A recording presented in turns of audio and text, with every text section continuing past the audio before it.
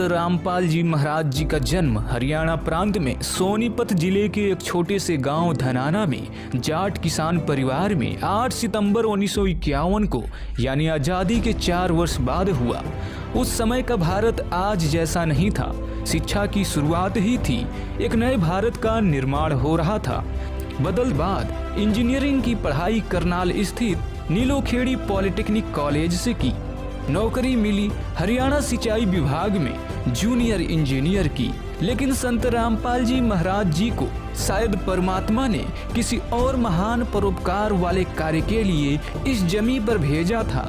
इसकी नींव उस समय पड़ी जब 37 वर्ष की आयु में सन 1988 को 17 फरवरी के दिन संत रामपाल जी महाराज जी को महान कबीरपंथी संत स्वामी रामदेवानंद जी महाराज जी से नाम दीक्षा मिली। एक नया ज्ञान, नया भगवान और जीवन में एक नई उमंग। संत रामपाल जी महाराज जी का जीवन उस भक्ति के आनंद में डूबता चला गया। नौकरी भी करते, लोगों को भी समझाते और साधना भी करते। संत रामपाल जी महाराज जी की लगन को देखकर सन 1993 में स्वामी रामदेवानंद जी ने उन्हें सत्संग करने व 1994 में नामदान करने की आज्ञा दी, जिसके बाद संत रामपाल जी महाराज ने अपने गुरुदेव के आदेश को सिरोधार्य मानकर दिन रात परमात्मा के ज्ञान के प्रचार में लगा दिया।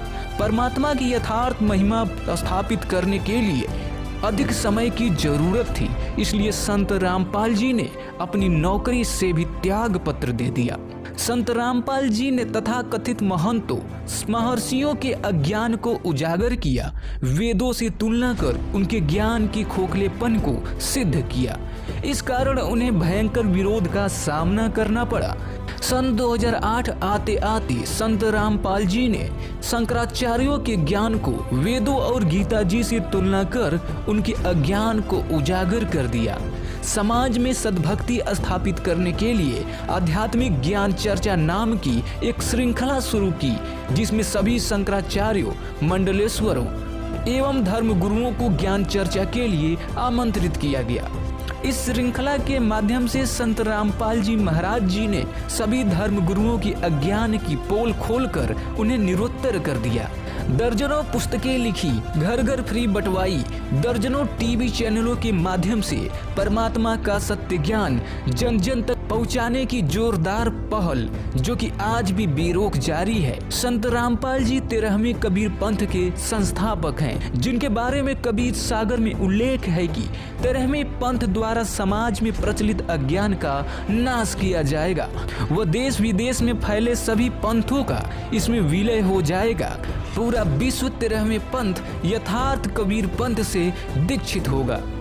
ऐसे में एक स्वाभाविक सा प्रश्न उठता है कि इतना संघर्ष आखिर किस लिए?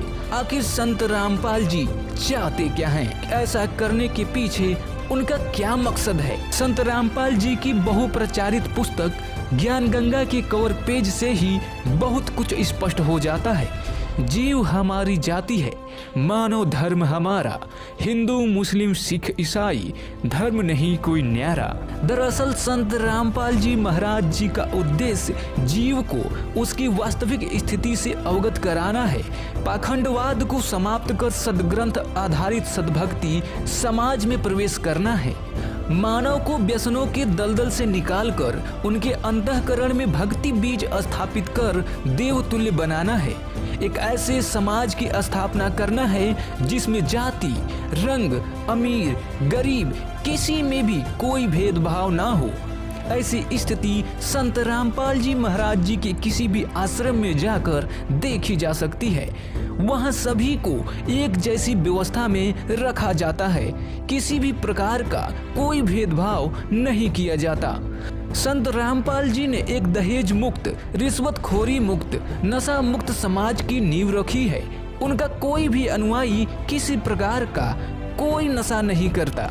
संत रामपाल जी महाराज जी का उद्देश्य धरती को स्वर्ग समान बनाना है, जहाँ किसी भी विकार के लिए कोई जगह ना हो। इसी कार्य को सफल बनाने के लिए संत रामपाल जी महाराज दिन रात मेहनत कर रहे हैं। अतः आप सर्व समाज से भी निवेदन है कि उनके इस महान परोपकार के कार्य को सफल बनाने में सहयोग करें।